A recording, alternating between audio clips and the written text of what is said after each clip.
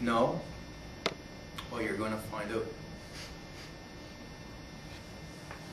Spiritual man slash woman has a belief system. It starts out just like the bad guy. The carnal guy starts out just the same. Everybody has a belief system. We believe what we believe. They say, as I believe I said last week, the first 5 years of our lives, give or take, we're programmed to be a certain way, to have a certain belief. And most people, for the rest of their lives, perpetuate these beliefs. And that's why it is so important to be a good parent. Because if that child doesn't get half-decent beliefs, that child will not have a half-decent life. But the spiritual man has a belief system that he is or she is born with and develops over the first 5 years. He or she disregards the comfort issue, which is one of the most difficult things a human being will have to do. I remember when I was a kid, I used to live inside my head. I used to live in a fantasy world when I was a young kid. And that fantasy world was full of all these fun things, these pixies and fairies and God knows what, and beautiful naked women running around the forest. I remember when I was a little kid, there were these two girls in my class in grade 3. One was Jennifer and one was Susan. Well, I don't think so. Well, God knows, who knows. Anyway, I used to have this reoccurring fantasy about, I was a cave boy. Not a caveman, I was only 8 years old, a cave boy. And I guess I was sort of like I had Mormon tendencies or something. I had 2 cave women, or cave girls. And one was Jennifer, and one was Susan. And I would provide them with pterodactyl and other such gourmet dinners, and they would provide me with things, and we all lived happily in the cave, and all the other cave boys would come by looking for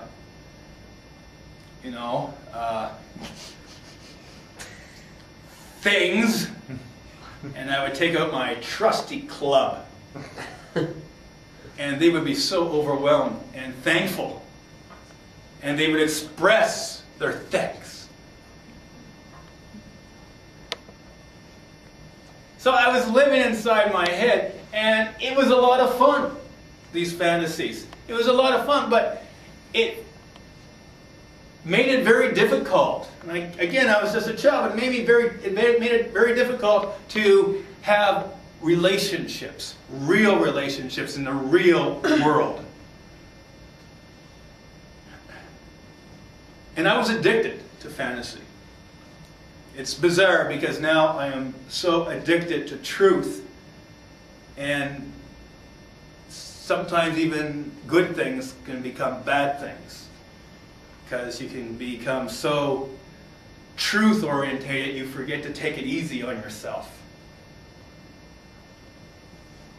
But my fantasy life permeated my relationships, and it made me very comfortable. And let's face it, in this world, you really don't have to be a great person to have half-decent relationships. I mean, they really lowered the bar on that one, didn't they? People can have relationships. People can get along.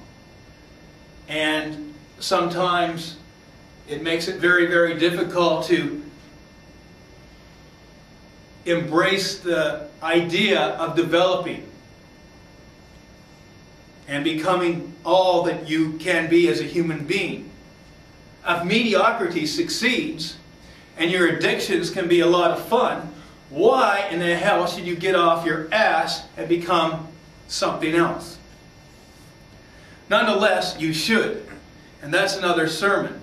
However, again, we have this belief system as spiritual people, and instead of embracing the comfort of our belief system, we discard the comfort of our belief system for something greater, which is called truth. Truth is an endangered species. Nonetheless, there is truth. And we, as people who follow love, should pursue it. How do you pursue truth? Thirdly, we need humility. It says, pride comes before the fall. Well, pride is the fall. Pride is the fall of man. Pride allows us to have a belief and say it must be true because I believe it. Back in the good old days, and we think the good old days were so good and these days are so bad, but people have basically had their head up their ass since day one. Galileo discovered that the world was not the center of the universe, and he was put in a tower, was it? Chris, you know these things. What did they do to Galileo when he said the world's not the center of the universe? I think they locked him up for a while. I think they might have ended up killing him for it. No, I think he was just in the house arrest. Anyway. Okay. He got in shit. We can agree with this. He got in shit. What does this mean? The world's not the center of the universe. Well, basically this is a metaphor for the way we see our lives. The carnal man sees his life. We see ourselves as the center. We must be the center. And if we are, in fact, the center, then our ideas are correct. How many people legitimately say they're sorry to you?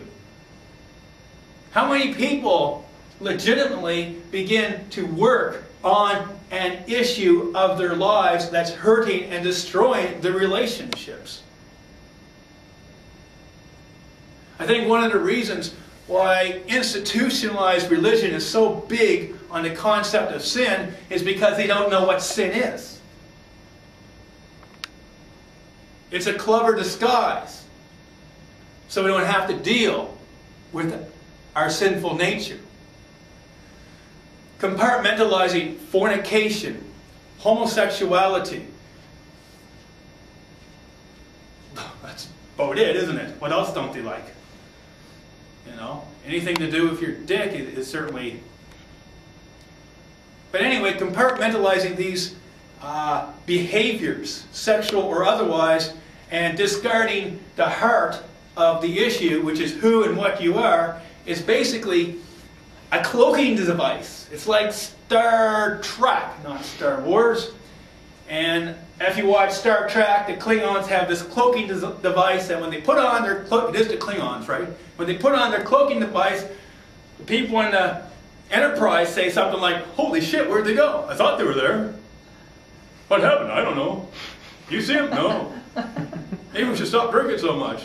That Romulan shit, Romulan ale, they just drink that by the ton. You know, that's why the ship's always going back and forth.